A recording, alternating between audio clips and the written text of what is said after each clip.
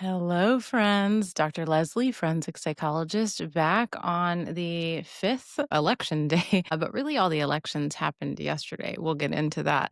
So let's go through some celebrity drama, what a forensic psychologist did today, the typical chaos and bullshit of the world, and how we were all manipulated. I know. I did see some people in therapy today, and I love it when I have a good client who is insightful and talkative, and we move forward on things and things feel good.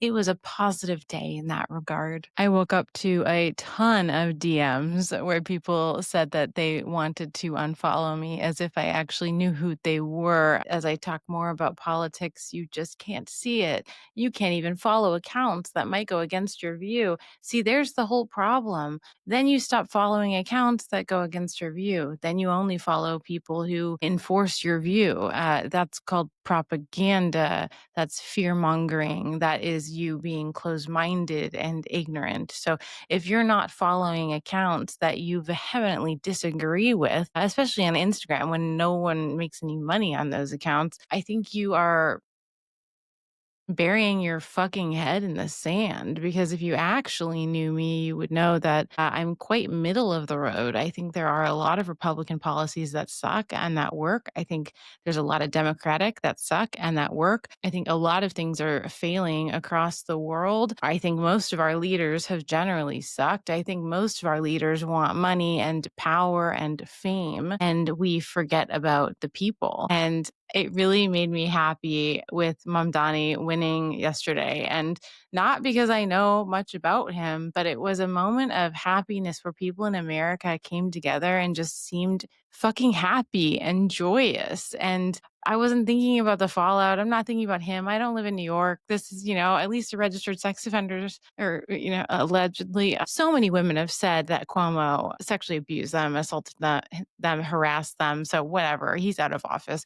We can't keep letting like these guys stay in office, like the one in office. Katie Johnson, yeah.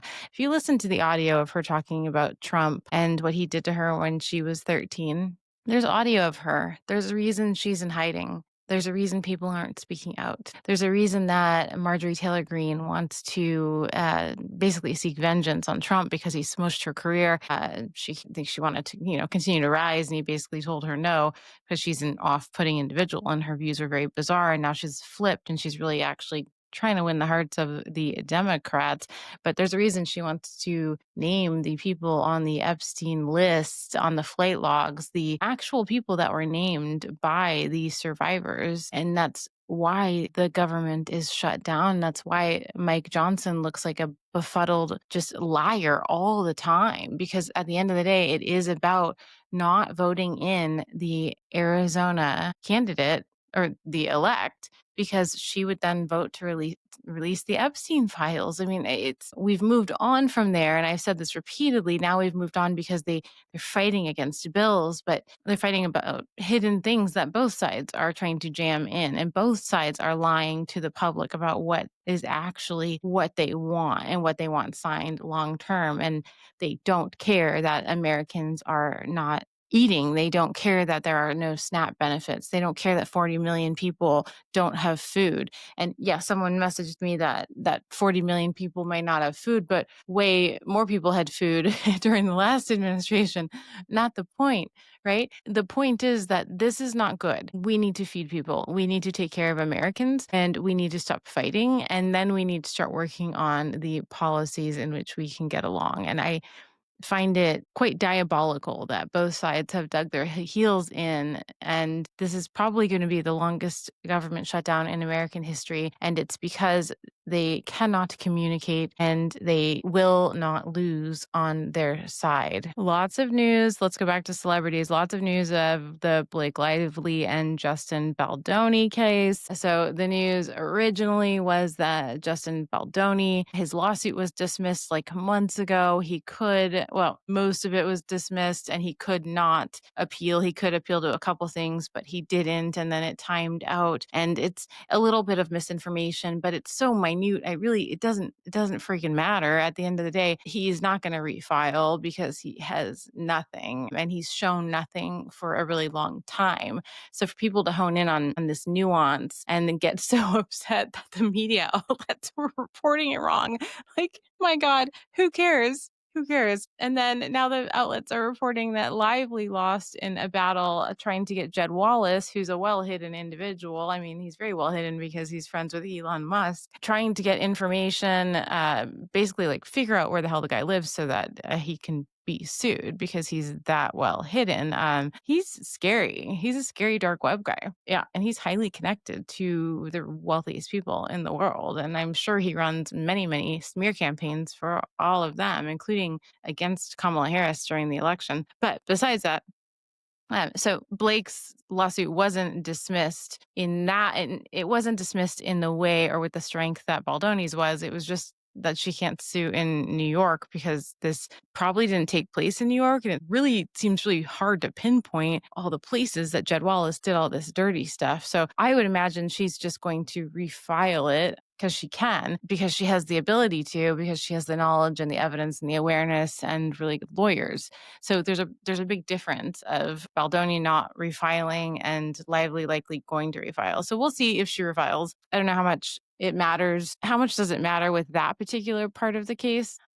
I'm just ready for the trial and for all of this to be over because this is like over a year long and it's just constantly in the news and in the media, and it just won't go away. And the reason we're not hearing about Brad Pitt and Angelina Jolie's case is because it's in another country and they're doing a better job. When, with Lively, Baldoni, Friedman blasted this all over on his little website. Good job, Friedman, because now you're being sued. So just such a fucking mess. This is an abuse of the legal system. I respect Angelina Jolie and Brad Pitt in that regard because they are not smearing this all over the internet. So there were closing statements in the Abby Zwerner case where the 6-year-old brought a gun to school and it was completely predictable and shot the teacher.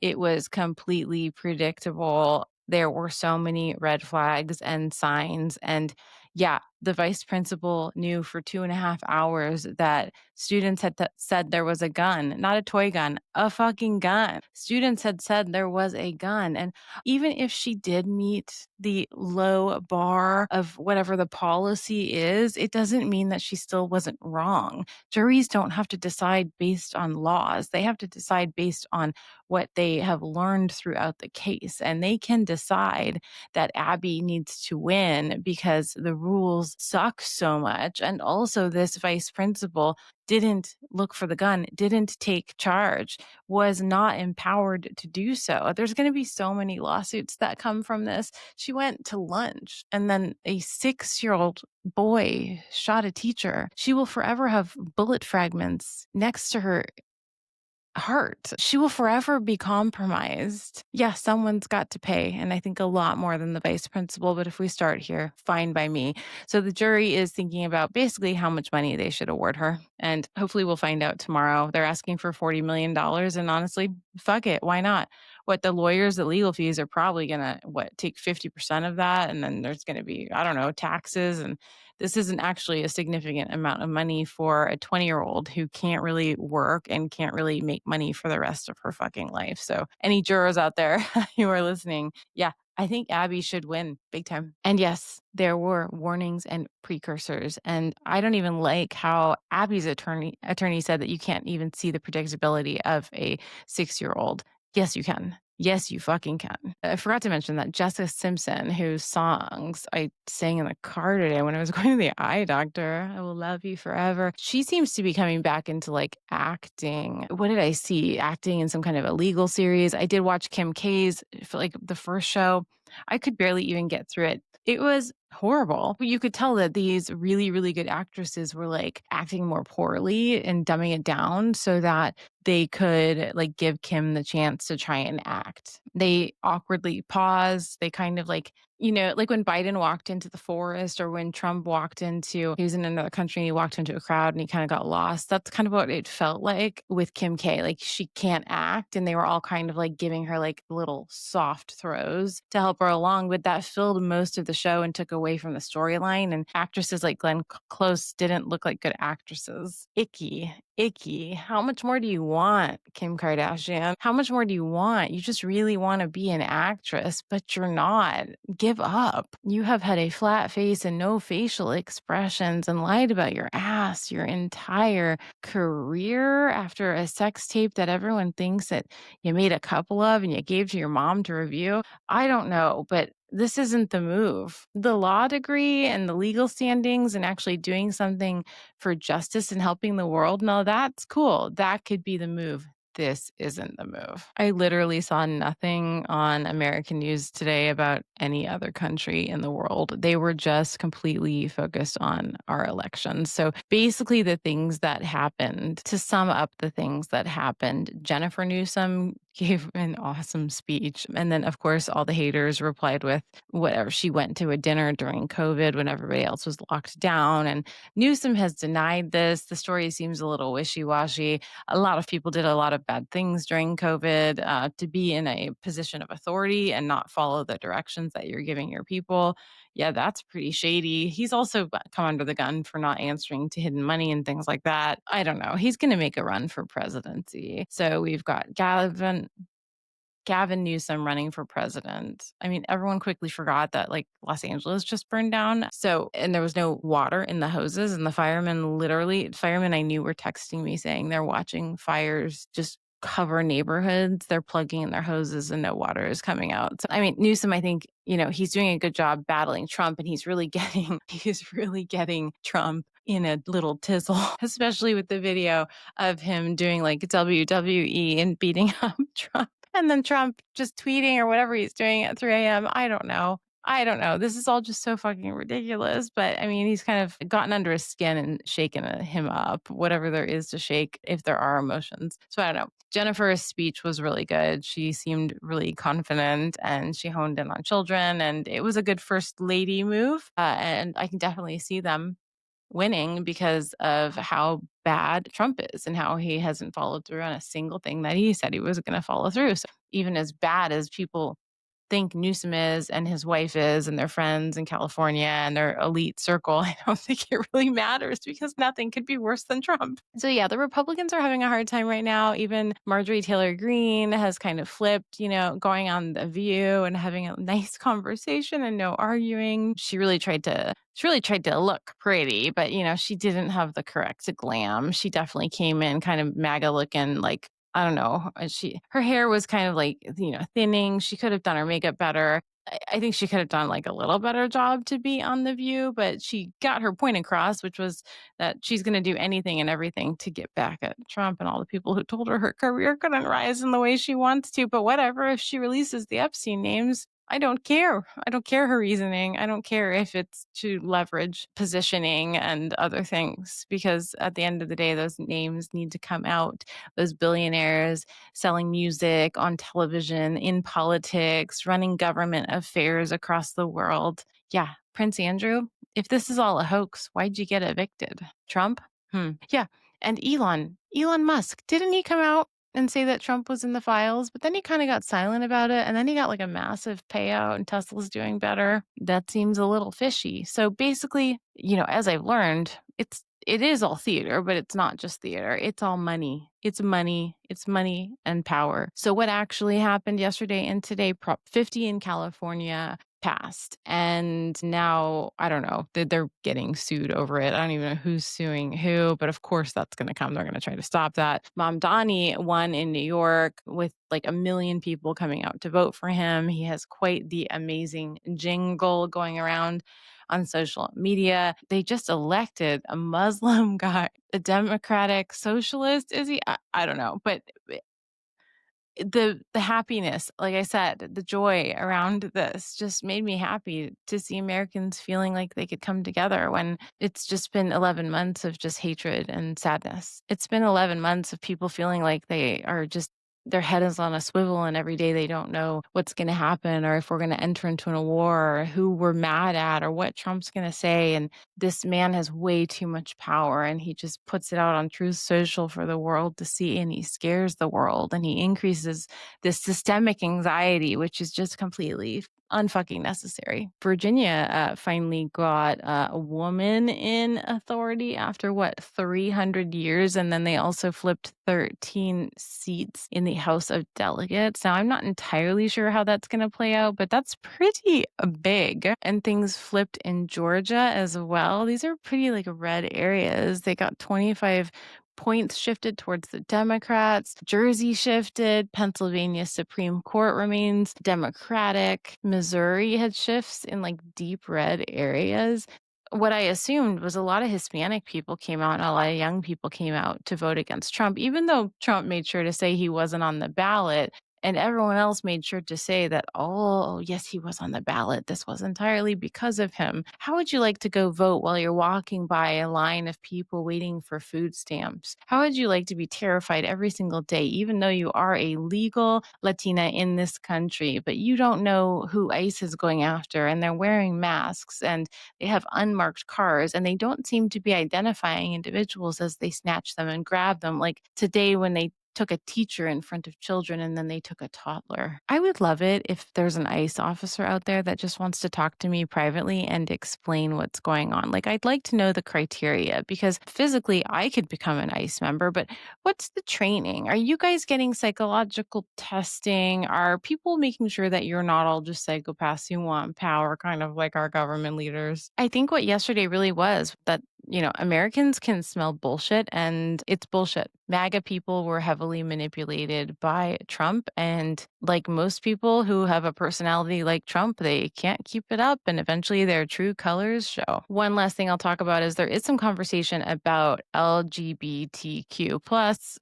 I always say this incorrectly, and our kids, and having that conversation with our kids. And is it the same as sexual education? And I mean, I'm shocked. Even like in first grade, I had to say if I was okay with these conversations around my daughter. And it's a very individualistic view. And I really hope that we can keep it individualistic. It needs to be about the parents and the understanding because my first grader, my second grader, my third grader, no, it wouldn't be an appropriate talk for them because they haven't initiated questions even talking about gender or sexuality yet. Once they initiate those questions, yeah, I'm happy to have those talks with them, but I want the curiosity to come from them. I don't want to give it to them initially.